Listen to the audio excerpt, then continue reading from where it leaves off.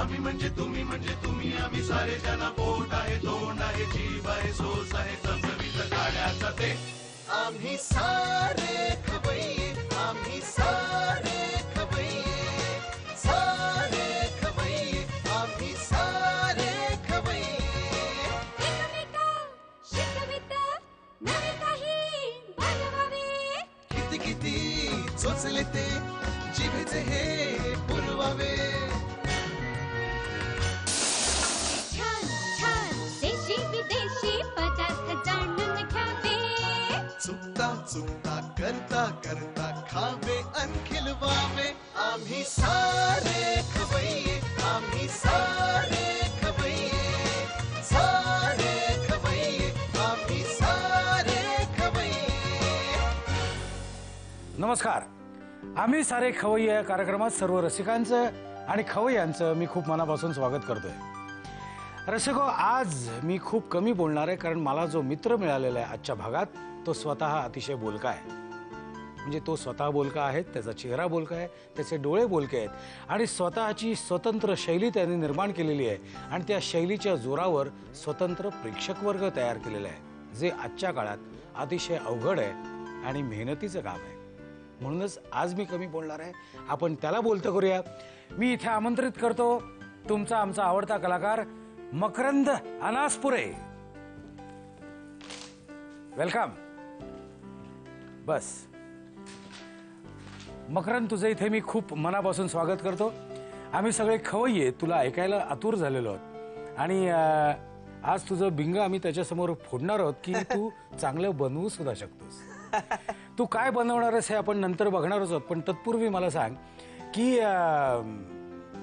स्वतंत्र शैली तू निर्माण केलेली आहेस, स्वतंत्र भाषा शैली आहे, स्वतंत्र संवाद फेक आहे. म्हणजे मला असं वाटतं की निळूभाऊनी म्हणजे निळू फुलेंनी स्वतंत्र शैली त्यांची निर्माण केली होती 45-50 वर्ष आणि आजही त्यांना डायलॉग दिले तरी ते तितक्याच उत्स्फूर्तपणे अभिनय करतात. हो हो. तर ह्याच्याबद्दल तू काय म्हणजे तू ही स्वतंत्र शैली विचार करून बनवलीस का आपोआप बनली का तुला कोणी मार्गदर्शन केलं की बाबा मकरंद तू असं बोल, हे आजपर्यंत असं झालेलं नाहीये, अभ्यास करून तू बनवलंयस, काय केलंस एक्झॅक्ट? आपसुक बनत गेली ती. मी काही असं ठरवलं नव्हतं मुळात.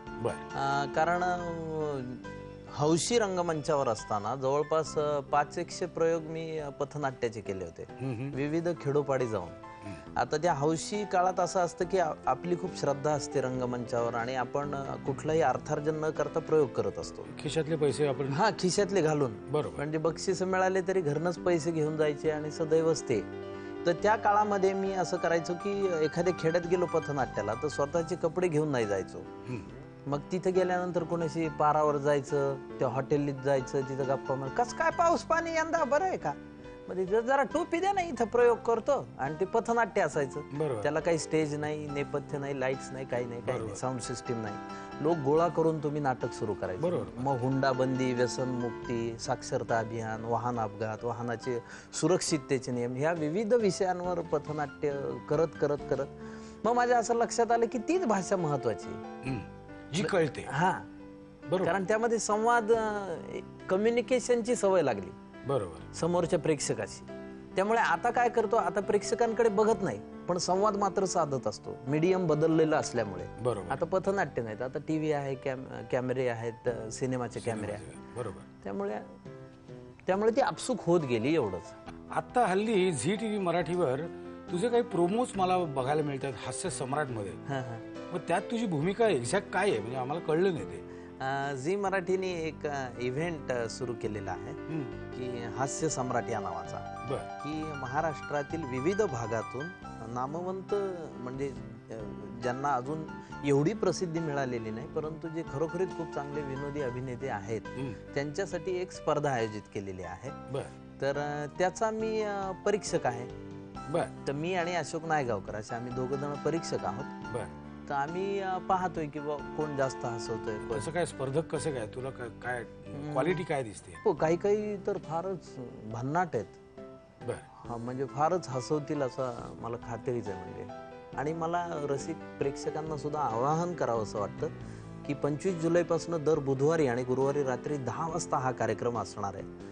तर तुम्हाला हसायला आवडतंच, कुणालाही आवडतं, तर तुम्ही आवर्जून या कार्यक्रमाचा लाभ घ्यावा आणि आनंद घ्यावा. अगदी बरोबर आहे. आणि मातृभाषेतला हा कार्यक्रम आहे, त्यामुळे नक्कीच बघायला पाहिजे. बरोबर. आणि आपली मराठी भाषा अतिशय समृद्ध आहे. हो हो आणि त्यातले जे गॅग्स आहेत, छोटे छोटे शब्द, हो हो त्यातली खूप गंमत आहे. बरोबर बरोबर. आता मला असं वाटतं की तुझा चित्रपट झाला, दूरदर्शन माध्यम झालं, आता आपण नाटकाकडे येऊया. नाटक करायची इच्छा आहे एवढ्यात का नाही, का वेळ नाही, कसं? ऑगस्ट मध्ये नाटक येईल माझं व्यावसायिक नाटक ऑगस्ट फक्त मध्ये. माझं उद्दिष्ट एवढं आहे की मी तुम्हाला आधीच म्हटलं की लोकाभिमुख काहीतरी करावं या मताचा मी आहे. बरं. तर मी काहीतरी सामाजिक समस्या असं घेऊन आणि मला ते खूप पारंपरिक पद्धतीनं मांडायचं, म्हणजे वगनाट्य शैलीमध्ये. बरं. पण म्हणजे नवीन लिहिलेलं नाटक आहे. हो हो हो. हा, कारण हल्ली त्याचीच वानवा आहे असं कानावर येते म्हणून मी म्हटलं. नाही, बरोबर आहे वानवा, पण मी मात्र नवीन म्हणजे थांबलो तेवढ्यासाठीच बरं. की स्क्रिप्ट चांगलं मिळाल्याशिवाय करण्यात हसील नाही.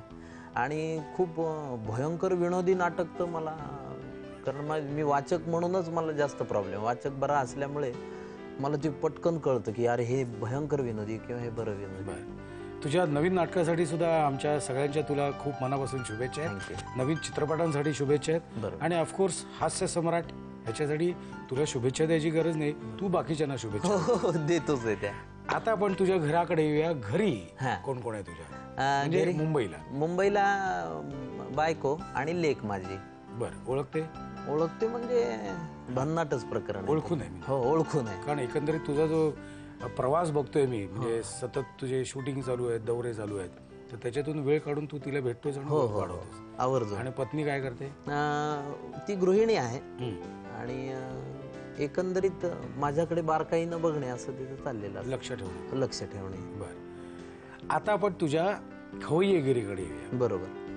आज आपले रसिक प्रेक्षकांनी तुला आता ऐकलंय, पण आता ते तू काय खायला घालणार आहेस त्याच्याकडे त्यांचं बारीक लक्ष आहे. माझंही लक्ष आहे, कारण मला इथे त्यासाठीच बसवलंय. बरोबर. तब्येत बघतोयस माझी. तर आज आपल्या रसिक प्रेक्षकांना तू काय 2 नवीन पदार्थ दाखवणार आहेस? एक तर चीज स्पिनच सँडविच.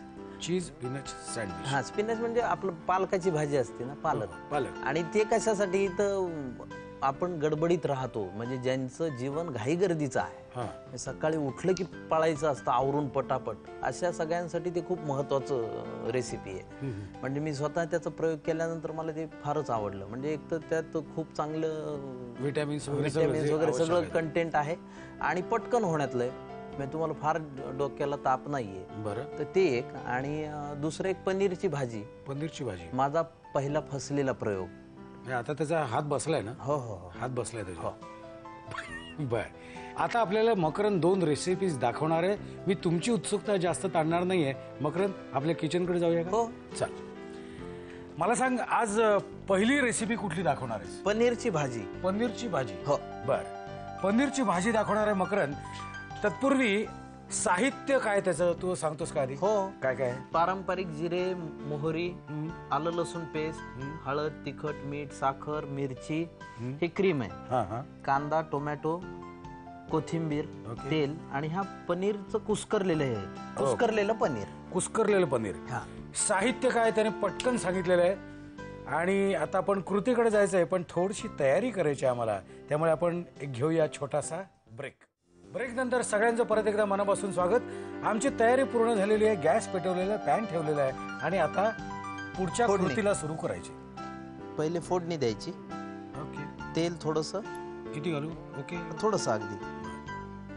बस. ओके. त्यानंतर जिरे, मोहरी. थांब, आधी आपण थोडासा गॅस मोठा करूया का? हा. ओके. त्यानंतर आलं लसूण पेस्ट थोडीशी त्यात टाकायची. ह्याच्यातच टाकू? हो. ओके. बघा किती टाकायची ते. बस. हा. त्यानंतर कांदा. ही फोडणी झाली. थोडासा कांदा आणि टोमॅटो. आताच घालू का लगेच? लगेच. कांदा आणि टोमॅटो. कांदा थोडासा गुलाबी होईपर्यंत परतून घ्यायचा. बरं. थोडा गुलाबी रंग आला की मग त्यामध्ये टोमॅटो घालायचा. तू मला सांग, टोमॅटो केव्हा घालायचं ते? हे पहा, थोडासा गुलाबी होऊ लागलाय. हा, आता कांदा परतला, थोडा लाल रंग आलाय. होय. मग आता टोमॅटो टाकायचा. कळणार नाही आता टोमॅटो लालच आहे. चालेल. पण किती टाकायचं का मला? थोडासा.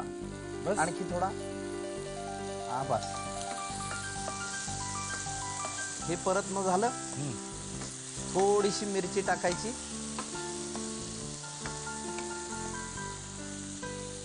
बस बस बस बस बस. तू तिखट नाही घातला? नाही फार नाही. बस. हे सगळं झालं आता परतून. थांब, हे थोडंसं. एकजीव करायचं थोडस.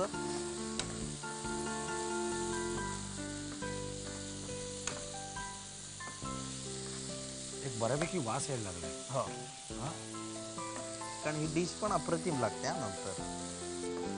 तर आता ह्याच्यानंतरचं काय प्रोसिजर? आता ह्यामध्ये थोडस तिखट, हळद, मीठ. तर हे घालायचं, हे सगळं नाही ते नंतर आहे. तिखट, हळद, मीठ, थोडीशी साखर. बस बस दाखवा मला किती. बस बस बस बस बस. थोडीशी हळद, थोडस मीठ आणि साखर. मीठ नेहमी हातानेच घालावं म्हणतात. हो हो आणि अंदाज होतो. बरोबर. बस बस बस बस बस बस. पनीर गोडूच असल्यामुळे थोडंसं मीठ तिखट जास्त असतं. हो हो हो. साखर किती घालावी? थोडीशी. नाका. अगदी गोड. बस बस बस.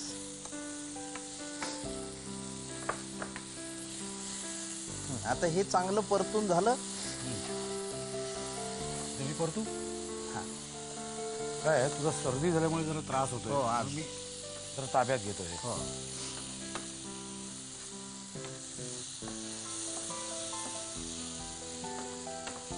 बस आता ते. वंडरफुल. आता त्यामध्ये तो पनीर आपला कुस्करलेला किती घालू? सगळाच आता. त्याचीच भाजी आहे म्हटलं. हो.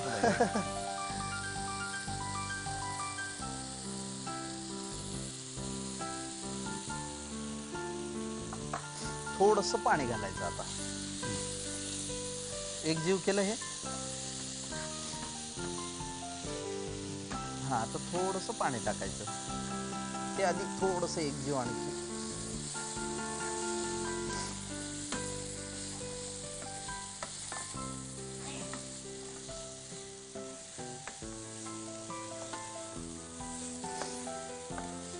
थोडस पाणी. किती बघा. बस.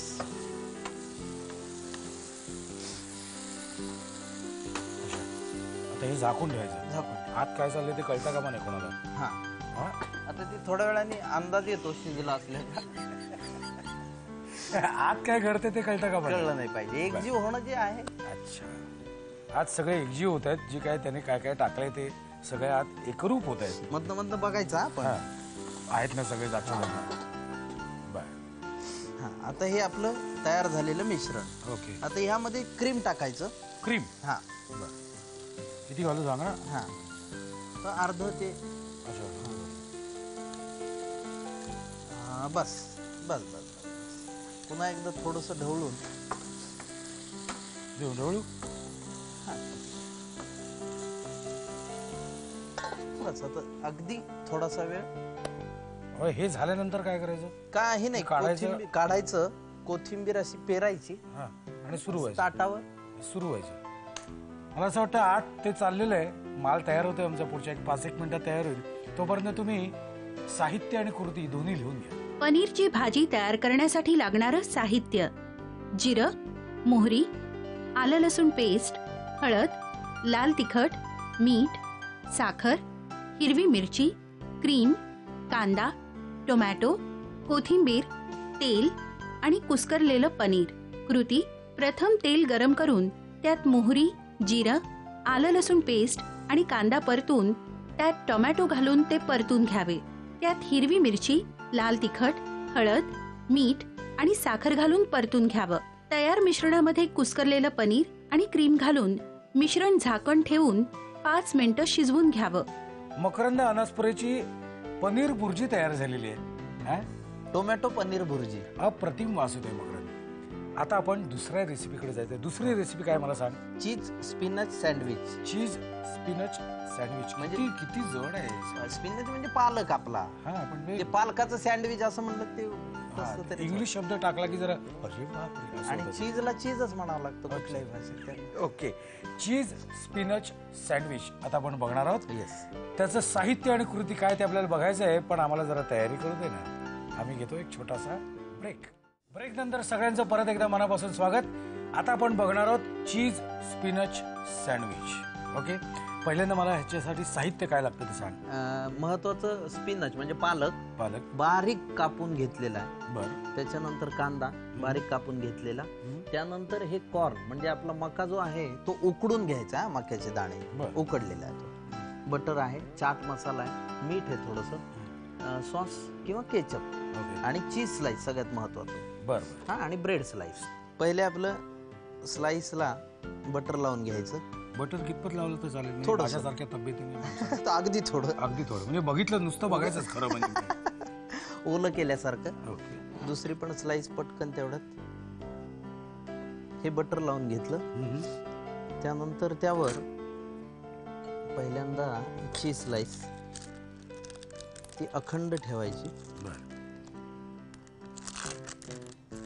गडबडीत तुटण्याची खूप शक्यता असते. म्हणून गडबड करू नको कारण आपल्याला खायचंय ते आणि प्रेक्षकांना बघायचंय. हो हो. Yes. ही अखंड चीज स्लाइस त्यावर ठेवायची. आता ह्यात गंमत अशी करायची की तो पावाचा जो साईज आहे त्या प्रमाणातच ती असली पाहिजे. बरं. बाहेर येतं का म्हणा. हा, बाहेर येता कामा नाही, नाही तर ते थोडंसं गणित त्याचं चुकतं. म्हणजे आधीच आपण थोडंसं सेफ्टी म्हणून कापून घेऊया. Safe game.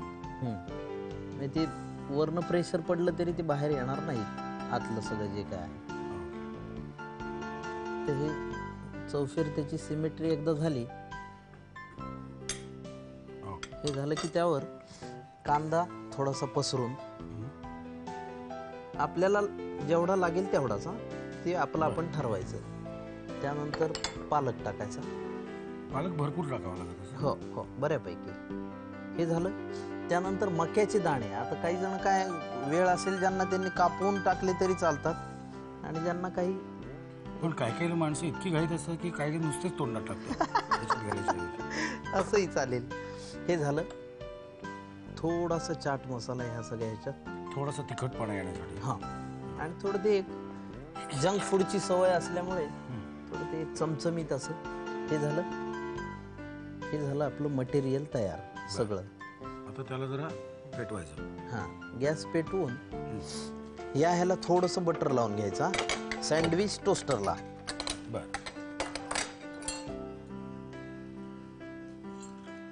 आता हे झाल्यानंतर बरोबर मध्यभागी ठेवायचं. आणि आता चेपायचं टोस्टर मध्ये आपण टाकू. बाहेर आधी एक कढी आहे ना. हा, हे आपलं ही रेसिपी तयार. थोडं गरम मोठं गरम. खूप नको, करपेल आतलं. हे आपलं सँडविच झालं का रेडी एवढं. हो. अरे वा, बेस्टच की. खूप जेवढं आपल्याला जमेल तेवढंच फ्राय करायचं, नाही तर ते करपून जाईल.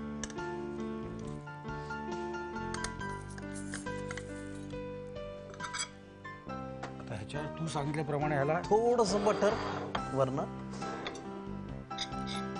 अगदी किंचित.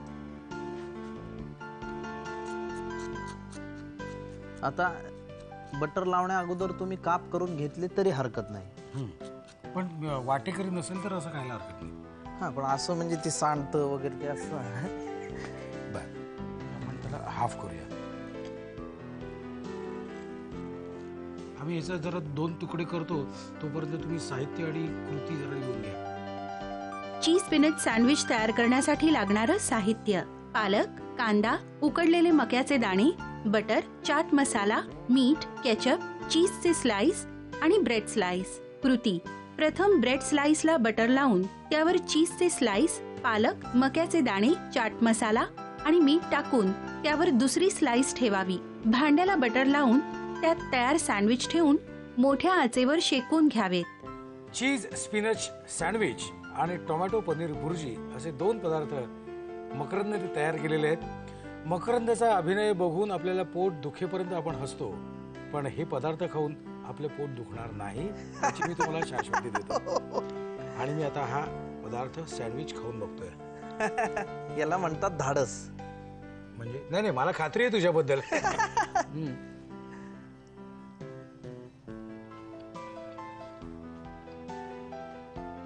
अप्रतिम झालेलं आहे, अप्रतिम झालेलं आहे.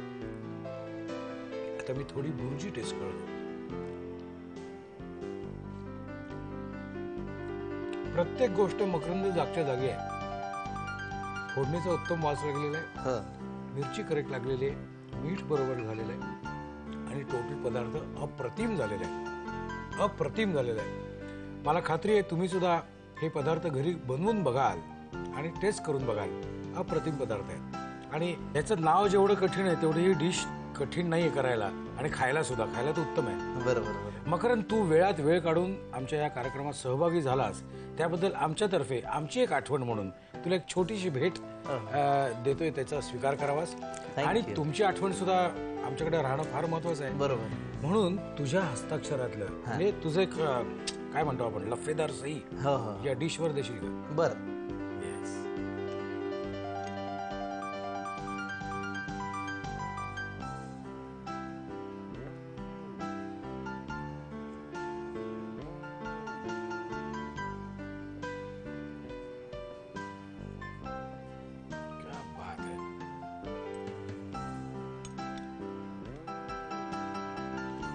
मकरंद, धन्यवाद तुझी आठवण आमच्याकडे दिल्याबद्दल.